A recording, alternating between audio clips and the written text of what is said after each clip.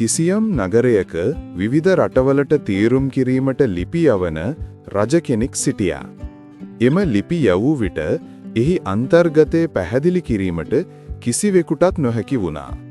පසුදා ලිපි ලැබුණු අයට රජු ඉදිරියට පැමිණීමට සිදු වූ අතර රජු එම ලිපියේ තේරුම විමසුවා. ඔවුන් අසමත් වූහොත් ඔහු ඔවුන්ගේ හිස් ගසා දැමුවා. මෙලෙස විවිධ නගර 7කින් පැමිණි මිනිසුන් 7 දෙනෙකු ඔවුන්ට ලැබුණු ලිපි පැහැදිලි කිරීමට අපොහොසත් වීම නිසා මරා දමනු ලැබුවා. නමුත් 8 වෙනි දිනේදී ගමරාලට ලිපියක් ලැබුණා.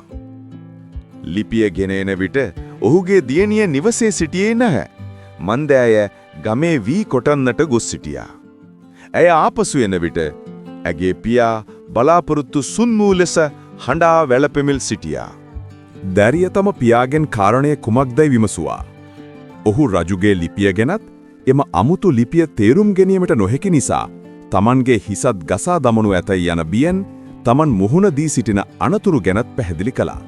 රජු ලිපියේ තේරුම ඇසූ විට කිව යුතු දේ ගැන ඇය තම පියාට උපදෙස් දුන් අතර කපටි වචන සහ සංසුන් කමෙන් එම අභියෝගයට මුහුණ දීවට ඔහුට උදව් කළා.